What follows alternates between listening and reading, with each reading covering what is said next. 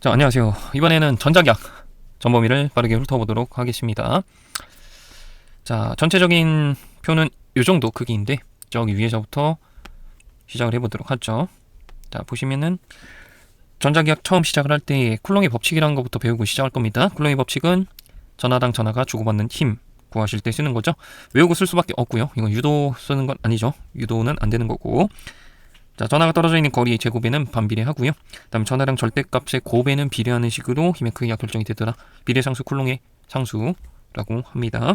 그래서 요거 비례관계 체크해 놓으시고, 그 다음에 이 쿨롱의 힘이라고 하는 거는 보존력의 일종이라서 그 쿨롱의 힘을 거리에 대해서 기준점까지 쭉 누적시켜주면 전기적 포텐셜 에너지라는 게 계산이 가능했었습니다.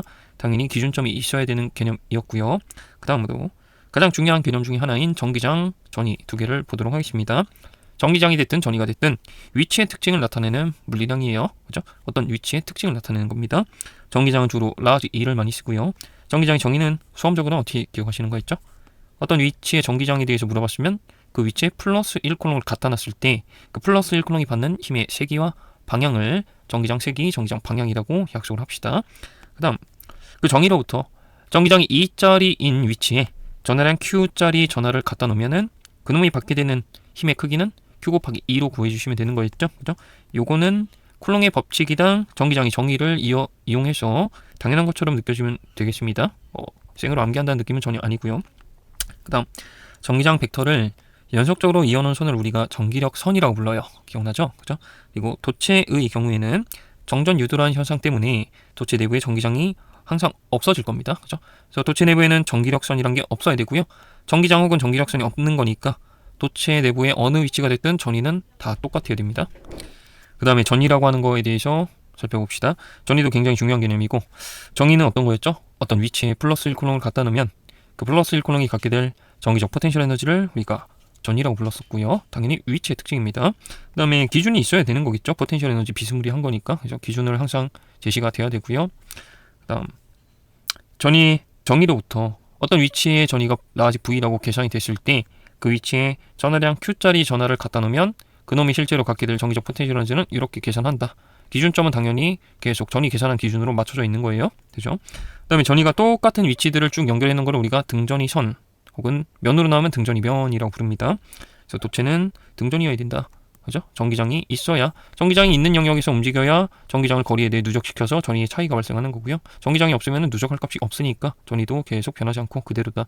도체는 전부 등전이어야 됩니다. 하시면 되죠. 그 다음에 공간에 라지 Q짜리 점전하가 있다고 합시다. 그 주변의 전기장은 어떻게 계산하시면 돼요? 떨어져 있는 거리 R을 이용해서 쿨롱의 법칙 그대로 발라주시면 되죠. 그죠? 쿨롱의 법칙이랑 전기장의 정의를 이용하시면 됩니다. 플러스 1쿨롱 갖다 놨을 때 받게 되는 힘이다. 그거 계산하신 거죠. 그 다음에 전위, 라지 Q짜리 주변의 전위는 어떻게 계산하시면 돼요? 기준을 무한원으로 했을 때는 공식으로 처리를 합니다. 외워놓고 씁니다. 매번 적분해서 유도할 수 없으니까 암기사항이었습니다. 전기 포텐셜 에너지당 전위의 정의를 이용해서 유도를 할 수 있지만 암기합니다. 그 다음에 라지 Q짜리 주변에 스몰 Q를 배치했다고 합시다. 받게 되는 힘의 크기 쿨롱의 법칙 이용하시면 되고요. 혹은 전기장이라는 걸 이용해서 거기에 스몰 Q만큼 갖다 놨구나 하고 스몰 Q 곱해주시면 그대로 나옵니다. 되시겠죠? 그 다음에 자, 스몰 Q를 배치했을 때 전기적 포텐셜 에너지는 어떻게 구하시면 돼요? 이렇게 구하시면 되는 거죠. 이것도 암기 사항인데 이렇게 보시고 스몰 Q만큼 곱해줬구나 이렇게 보시면 되는 거죠.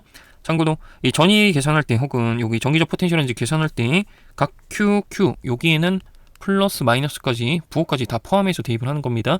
전위가 됐든 전기적 포텐셜 에너지가 됐든 최종 결과 마이너스가 나올 수도 있는 값이었어요. 기억나죠? 그죠? 힘의 크기 혹은 전기장의 세기 구할 때는 절대값으로 처리해주면 되는 거죠. 크기 구하는 거니까. 되실까? 그 다음에 전기장 전위 관계를 얘기를 해봅시다. 전기장이랑 전위는 어떤 관계가 있었죠? 전기장을 거리에 대해서 누적시켜준 게 전위의 차이가 됩니다. 그죠?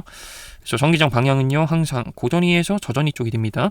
중력 방향이 위에서 아래로 아래 방향이었던 거랑 이치는 똑같은 거긴 해. 그죠? 이해가 되셔 있길 바래요. 뭔 말하는지 되죠? 그 다음에 전기장이 균일한 경우, 그러니까 세기 방향이 계속 어느 위치에서나 다 똑같은 경우에는 전위의 차이, 두 지점의 전위의 차이는 어떻게 구하십니까? 균일한 전기장 세기 곱하기 두 지점에 떨어져 있는 거리 곱해주면 되죠. 여기서 이 거리라고 하는 거는 전기장 방향으로 떨어져 있는 거리 곱한 겁니다. 아시겠죠? 되죠? 자, 넘어가시고. 그 다음에 회로 해석을 하실 때는 일단 기본적으로 회로 모양을 쓱 보세요. 전체적으로 어떻게 생겨먹은 회로인가, 소자들은 어떤 게 등장을 하나, 전지 있나, 저항 있나, 뭐 콘덴서 있나 이런 거 확인하시고, 뭐 개수도 확인해보면 좋겠죠. 특히 전지가 1개면은 굉장히 전류 방향 예측하기가 쉬워지고요. 전지가 2개 이상이면은 전류 방향을 함부로 예측하기는 어려워집니다. 방향성 같은 거 확인해볼 수 있고요. 그 다음에 전위 관계가 보이면은 전위 관계도 조금 확인을 해놓고 가는 게 좋죠. 등전이가 어디까지가 등전이인가. 그 다음에 전위는 어디가 높고 어디가 낮을까 파악되는 거는 파악해 두시는 게 좋습니다. 그 다음에 전류 방향이 예측 가능한 경우에는 그것까지 확인해 두시면 편하죠. 그죠? 그 다음 회로를 해석하는 원칙은 당연한 얘기지만 일단 근본은 키르이오프 법칙이에요. 딴 것보다도 제1법칙은 전류에 관한 법칙이었고요. 특정 지점에 들어오는 전류 합이랑 그 지점에서 나가는 전류 합은 항상 같아야 됩니다 라고 하는 어떤 흐름에 관한 법칙이 됐었죠. 기억나죠? 그 다음에 제2법칙은 전위에 관한 법칙입니다. 이 전위라고 하는 거는 위치의 특징이고 해석하는 사람이 어떤 방향으로 어떤 경로를 통해서 읽냐에 따라서 바뀌지 않는다, 그런 컨셉이었죠. 연습을 많이 해보셨길 바래요. 실제 문제 푸는 데는 식을 굉장히 많이 쓰게 되는 거죠. 제2법칙 괜찮죠? 네. 그 다음에 콘덴서가 포함된 회로를 해석하실 때는 키르이호프 법칙 외에도 전하 보정 법칙이란 거를 많이 떠올리시면 좋습니다. 그죠? 많이 쓰죠, 이것도. 그 다음 각 소자의 특징을 파악해서 쓸 수 있어야 됩니다. 뭐 저항이라면은 ohm의 법칙, 그 다음에 고전위에서 저전위로 전류가 흐른다 이런 거. 그리고 콘덴서라면은 양 급한의 전위 차이는 C분의 Q로 구한다. Q는 CV, 그죠? 콘덴서의 기본식 같은 거 떠올리시면 되고요. 그다음에 보조적인 수단으로서 회로를 푸는 동안 빠르게 좀 해결을 해야겠다, 비율 관계를 이용하시면 좋고요. 공통인 물리량이 있을 거고 다른 물리량이 있을 건데 비율이 어떻게 바뀔까, 그런 거. 그다음에 에너지 관점에서 접근하는 방식도 있을 겁니다. 문제에 따라서는 이런 거 필요하죠. 줄열 같은 거 구해야 되는데 콘덴서가 포함된 거다 하시면 그렇게 하시면 되고, 그 다음에 문제가 묻는 거에 따라서 그리고 회로 모양에 따라서 합성을 써볼 만한 세팅들도 있습니다. 특히 어떤 합계에 대해서 물어볼 때는 처음부터 소자들을 하나로 퉁쳐놓고 그 하나의 소자에 대해 해석하시면 좀 편한 경우도 있습니다. 맞죠? 그다음 회로의 모양에 대칭성이 있을 때는 대칭적인 위치에는 항상 같은 일이 일어날 거다, 그렇게 처리하는 거 있었죠? 그래서 대칭성을 활용하시면은 미지수 개수를 줄일 수 있었을 겁니다. 그 다음에 자, 소자에 대해서 얘기해 봅시다. 전지라고 하는 기본적인 소자가 있어요. 그죠? 전지는 양단의 전위 차이를 만들어주고요.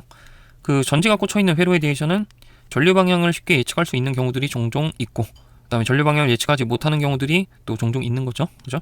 전지가 보통 하나 있으면 전류 방향 쉽게 예측할 수 있었을 겁니다.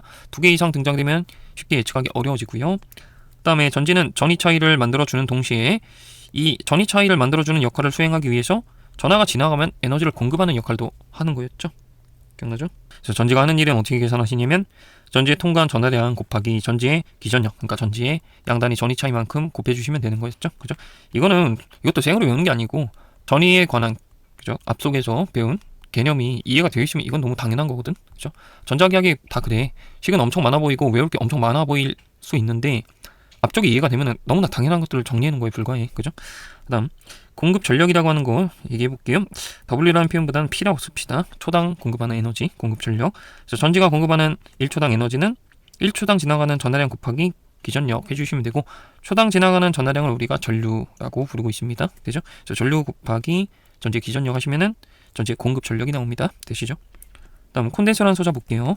콘덴서의 기본식은 Q는 CV였고요. 콘덴서에 쌓인 전기량은 콘덴서 양 급한 간의 전위 차이에 비례하더라. 그리고 그 비례 상수를 그 콘덴서의 특징인 전기 용량이라고 부릅니다. 그 전기 용량 이렇게 정의를 했고요. 그죠? 그렇게 정의한 전기 용량은 이런 식으로 구한다. 이런 물리량들에 의해서 결정이 된다.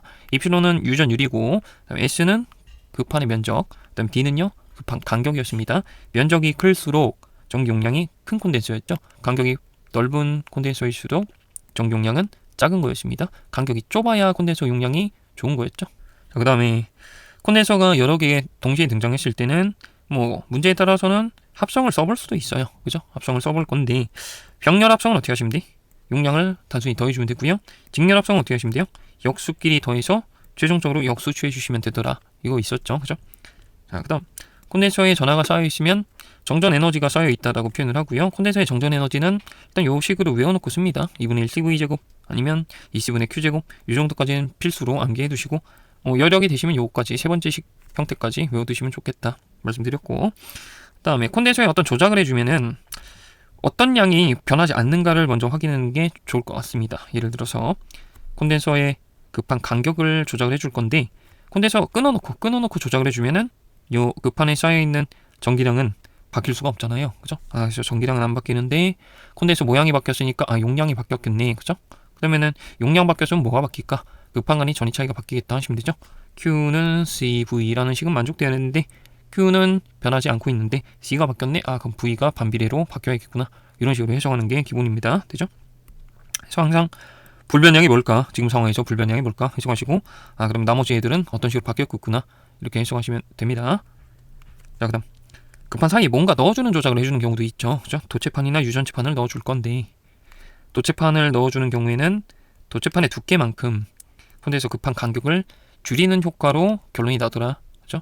간격이 줄어들면 용량이 커지는 효과가 있었습니다. 그래서 도체판 들어가면 용량이 커지는 효과가 있습니다. 유전체판도 용량이 커지는 효과가 있기는 해요. 들어갔을 때. 네, 간격이 줄어드는 효과까지는 아니고 약간 그냥 용량이 조금 늘어나는 효과만 있습니다. 그리고 도체판이 들어가 있는 경우에는 다중급판으로 볼 수도 있었죠. 도체판이 들어가 있을 때 도체판의 위쪽이랑 아래쪽 이 부분을 따로따로 콘덴서로 보셔야 되더라. 그죠? 콘덴서 안쪽에 뭐가 이것저것 들어가 있을 때는 그 콘덴서의 용량은 어떻게 결정합니까? 안쪽을 보면서 보이는 대로 다 잘라놓고 각각의 콘덴서라고 생각하시고 각각 용량 구하신 다음에 그림 그대로 직렬, 병렬 합성하시면 됩니다. 이때는 합성을 굉장히 적극적으로 활용하시면 됩니다. 되시겠죠? 그 다음 콘덴서가 포함된 회로의 해석에서 문제에서 충분히 시간이 지난 후에 콘덴서에 대해서 물어봤다? 그러면 콘덴서의 전하량의 변화가 없어진 시점을 해석해달라는 거구나. 이렇게 해석하시고 콘덴서 쪽으로 이어진 도선에는 전류가 전혀 안 흐를 거다. 그런 순간이다. 라고 쭉 이어서 해석하시면 됩니다. 자, 넘어가시고 그 다음에 전기 저항이라고 하는 소자가 있죠. 그죠? 전기 저항의 양단의 전위 차이 V는 저항에 흐르는 전류 세기에 비례하더라. 요런 비례 관계를 우리가 옴의 법칙이라고 부릅니다. 맞죠?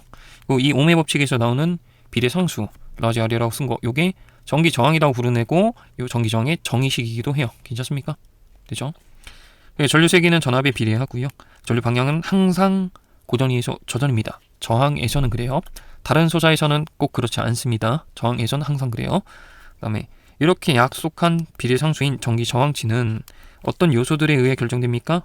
로 S, L에 의해 결정되죠. L은 전기 저항이라고 하는 물체의 길이, 그렇죠? 그러니까 길이가 길수록 저항치가 커지는 거였고요. 그 다음에 단면적이 클수록 전기 저항치는 낮아지는 거였습니다. 그다음에 로는 뭐죠? 이거는 저항율이라고 부르는데, 그치? 이 저항율이라고 하는 숫자는 재질에 따라 바뀌고요, 온도에 따라 바뀌는 거였죠. 그래서 이 정도 식은 외워두셔야 됩니다. 수험적으로는 아시겠죠? 그다음에 전기 저항에 대해서 저항이 여러 개가 나오면은 가끔 이제 합성을 하시면 유용한 경우도 있죠. 합성도 할 줄 아셔야 되는데 병렬로 합성할 때는 역수끼리 더해서 역수 취해 주시면 되고요. 직렬로 합성일 때는 쭉 그냥 더해 주시면 됩니다. 그렇겠죠, 그죠? 20옴, 30옴짜리가 이렇게 한 줄로 쭉 연결돼 있고 격가지가 전혀 없는 이런 직렬일 때는 20옴, 30옴일 때는 요 길은 총 합쳐서 난이도가 50이다. 이런 거랑 똑같았잖아. 이런 걸 우리가 직렬로 합성했다라고 얘기를 하죠. 괜찮죠, 그죠? 자, 그다음 저항에서 발생하는 줄열. 그러니까 저항에 전류가 흐르게 되면은 저항에서 에너지가 열로 전환돼서 날아가는 안타까운 일이 일어날 수도 있는데 그거를 우리가 줄열이라고 불렀었죠. 그 에너지 자체를. 그래서 줄열에 대해서는 1초당 발생하는 에너지인 소비 전력이란 거를 구할 수 있어야 되고요. 이거 외워놓고 씁니다. 역시 이것도 사실 어떻게 보면 당연한 식인데 일단 외우세요. i제곱 r로 구하시든가 r분의 v제곱으로 구하시든가 iv로 구하시면 되더라. 되죠? 그 다음에 콘덴서를 충전하거나 방전할 때 저항에서 발생하는 줄열을 구하셔야 되는 거는 역시 에너지 관계 이용하시면 됩니다. 콘덴서 쪽에 정전 에너지가 어떤 식으로 변했을까? 그런 동안 전지는 에너지를 얼마만큼 넣어줬을까? 그런 관계들을 다 따져서 간접적으로 구하는 케이스도 있었습니다. 기억나죠? 자, 넘어가시고 그 다음에 코일이라고 하는 소자가 있어요. 대다수의 수험생들이 잘 이제 여기까지 커버를 안 해놓는 경우가 많은데 일단 배우신 분들은 한번 들어보십시오. 코일의 양단의 전위 차이 V는 어떻게 구하시죠? 전류의 시간 변화율에 비례하고요. 그 다음에 비례 상수는 L이라고 해서 코일의 특징을 나타내는 인덕턴스라고 부릅니다. 그죠? 그 코일의 인덕턴스 L짜리다 이렇게 부르기로 한 거죠. 그 다음에 마이너스를 붙인 거는 뭐 의미는 별거 없고 뭐였죠? 전류의 변화가 일어나지 않는 방향. 그러니까 전류의 변화를 상쇄시키려고 하는 방향으로 발생한다. 그러니까 전류가 오른쪽으로 점점 세지려고 하는 케이스였으면은 그거에 맞춰서 반대 방향인 왼쪽으로 전위 차이가 생성이 되더라. 유도 기전력이 생성이 되더라. 뭐 역기전력이라고 부르는 경우도 있는 것 같습니다만, 뭐 그런 얘기였고요. 이 식 자체가 코일의 기본식이고 인덕턴스 L이라고 하는 문자의 정의식이기도 합니다. 그래서 코일이라고 하는 소자는 자속 변화를 싫어하고 전류 변화도 싫어한다. 이런 소자였어요. 그다음에 코일의 전압은 전류의 시간 변화율에 비례합니다. 그러니까 전류가 팍 세게 순식간에 증가하려고 하면은 코일의 내부에도 그걸 막기 위해서 팍 반대 방향으로 기전력이 굉장히 크게 순간적으로 나타나는 그런 소자였습니다. 그 다음에 코일의 에너지라고 하는 거는 어떻게 구하시냐? 2분의 1 곱하기 L 곱하기 I 제곱으로 구하시면 되는 거예요. 요거까지 쓰는 문제는 별로 없었던 것 같아. 별로가 아니라 거의 없었습니다. 그 다음 코일이 포함된 회로에 대해서는 해석 어떻게 하시냐? 코일에 흐르는 전류는 변화가 일어나더라도 연속적으로 변화해야 됩니다. 불연속적으로 요만큼 전류가 그래프 상에서 그렸을 때 이렇게 합시다. 어떤 시점까지는 전류가 요만큼 흐르다가 갑자기 상황 조작을 해줘서 그래프가 이렇게 팍 불연속적으로 뛰는 경우는 없더란 말이죠. 전류가 변하려면 이렇게 연속적으로 변하게끔 나오더라. 이런 특징이 있었습니다. 이 코일 얘기는 사실 상급자용이니까 잘 이해가 안 되신다 하신 분은 일단 넘어가실 바래. 그 다음 그 외의 소자, 전구라는 소자도 있고요. 다이오드라는 소자도 있고요. 측정 장치들도 있을 건데, 자, 전구라고 하는 단어가 나오면은 보통은 상황에 따라서 저항치가 달라지는, 그러니까 저항치가 일정하지 않은 저항을 생각하시면 됩니다. 그러니까 오음의 법칙이 깔끔하게 성립하지 않는 저항을 얘기를 해요. 보통은 그래프 같은 거 이런 거 하나 나오죠. 전류전압 특성 그래프입니다. 해서 전류 세기 혹은 전압 세기에 따라서 저항치가 달라지는 소자였습니다. 각각의 상황에 맞춰서 저항치 어떻게 읽어주시면 되죠? 이렇게 거꾸로 기울기 읽어주시면 되는 거였죠? 괜찮죠? 되셨나? 그 다음 다이오드라고 하는 소자는 어떻게 해석하시면 됩니까? 전류의 방향을 특정 방향으로만 흐르게 해준다. 그 정도만 체크하실 수 있으면 될 것 같아요. 전류계는 직렬로 연결해줘야 되고요. 그 다음에 내부 저항은 작은 게 이상적입니다. 전압계는 병렬 연결, 내부 저항 큰 게 이상적입니다. 특징이 반대였던 거죠. 그죠? 이것도 이해가 되셨길 바래요. 됐습니까? 그 다음에 자기 파트 얘기를 해볼게요. 자, 자기 파트에서는 항상 수직 성분이 있냐 없냐가 중요하고요. 그죠? 수직 성분으로 분해해주는 작업이 어떤 주제든 들어가야 됩니다. 자, 들어가 볼까요? 자기장을 라지 H로 주로 많이 쓰고요. 자기장이라고 하는 거는 N극이라는 성질이 받는 힘의 방향이랑 세기였습니다. 특히 나침반 같은 경우는 색칠되어 있는 바늘 쪽이 가리키는 방향이 나침반 위치의 자기장 방향이 됐었고요. 됐죠? 그다음 자기장 연속적으로 이어나는 선을 우리가 자기력 선이라 부릅니다. 그다음 자기장이랑 비슷한데 조금 다른 거 자석 밀도라는 게 있었죠? 자석 밀도는 어떻게 구하죠? 자기장의 세기를 투자율을 곱해주면 되는 거였습니다. 이거는 이제 외우고 있어야 되고요. 관계는 됐죠? 그다음에 자석 밀도라는 거 이용해서 자속까지 표현할 수 있으면 좋겠네요. 그죠? 자속은 어떻게 구하는 거였죠? 자속 밀도 곱하기 단면적 하시면 되고 직각일 때 얘기합니다. 무슨 말이냐면 어떤 코일이 있을 때 자기장이 코일 면에 직각으로 지나갈 때 자속 밀도 B고 단면적 S인 코일은 자속이 B 곱하기 S입니다. 이렇게 처리하는 거였죠? 직각 성분이 중요합니다. 그죠? 그 다음 생으로 암기해야 되는 내용들이 이제 슬슬 나옵니다. 전류가 만드는 자기장 요거 생으로 암기해야 되죠. 대표적으로 세 가지 케이스에 대해서 얘기를 할 거고 방향은 어떻게 찾습니까? 자기장 방향은 오른 나사 법칙 그죠? 오른손으로 이렇게 감싸듯이 방향 찾아주면 되죠. 그죠? 어떤 케이스든 쓰는 거였고요. 그 다음 세기 구하는 거는 외우고 쓰셔야죠. 뭐 별 수 있나? 직선 전류가 만드는 자기장 세기는 이렇게 그 다음에 원형 전류가 만드는 자기장 이렇게 ER 분의 I 이 구분하시고 그 다음에 솔레노이드 안쪽에 생기는 자기장 세기 스몰 N 곱하기 I 하시면 돼요. 그래서 스몰 N은 뭐였죠? 단위 길이당 가문수였습니다. 빽빽하게 감았을수록 자기장이 세질 거다. 그런 거였고요. 그 다음에 전류가 자기장에 걸려있는 영역에서 흐르고 있을 때 그때는 전류가 자기장으로부터 힘을 받더라.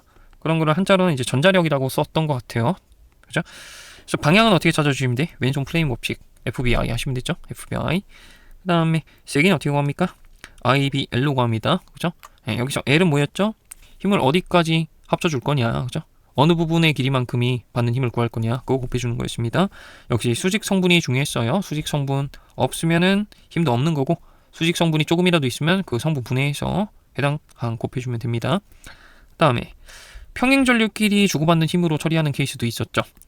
공간에 평행한 전류가 두 개가 흐르고 있으면 서로가 서로 위치에 자기장을 만들고 그럼 서로가 서로 만들어진 자기장 때문에 자기장으로부터 힘을 받는다 이거였는데 그냥 자기장 한번 건너뛰고 그냥 바로바로 전류가 전류끼리 주고받는 힘으로 처리하는 케이스 있었을 겁니다. 같은 방향 전류는 서로 당기고요. 반대 방향으로 흐르는 전류는 서로 밉니다. 그 다음에 평행 전류가 주고받고 있는 힘의 크기는 전류 세기의 곱에 비례하고 전류가 떨어져 있는 거리에는 반비례합니다. 이거 제곱하시면 안 돼요. 여기는 아시겠지? 되죠? 좋습니다. 그 다음에 로렌츠 힘이라고 부르는 거 있습니다. 특히 수험에서는 자기장으로부터 받는 힘을 로렌츠 힘이라고 불렀었죠. 그죠? 그래서 자기장으로부터 입자가 운동을 하고 있을 때 받는 힘을 주로 로렌츠 힘이라고 부르고요. 역시 수직 성분이 있어야 됩니다. 모의계는지는 아셔야 돼. 그죠? 네. 그다음 방향은 어떻게 짰죠? 힘의 방향은 역시 왼손 플레인 법칙 이용하시면 되죠. 그죠? 그다음에 주의하실 점이 있어요. 마이너스 전화인 경우에는 플러스 전화랑 반대 방향으로 힘 찾아주시면 됩니다. 마지막에 반대 방향으로 읽어주시면 되는 거였죠. 그다음에 힘의 세기는 어떻게 구합니까? QVB 이렇게 구하시면 되고, 수직 성분 분해하셨을 때 항 보정해줘야 되는 거 있죠. 그죠? 그렇게 하시면 되고, 그다음 공간에 균일한 자기장만 있는 경우에는 전하를 지닌 입자가 운동하고 있을 때 그 운동 양상은 등속 원운동 아니면 나선 운동이 될 겁니다. 그죠? 등속 원운동에 추가로 움직이는 또 다른 방향이 있으면 나선 운동이 되는 거였죠. 되죠?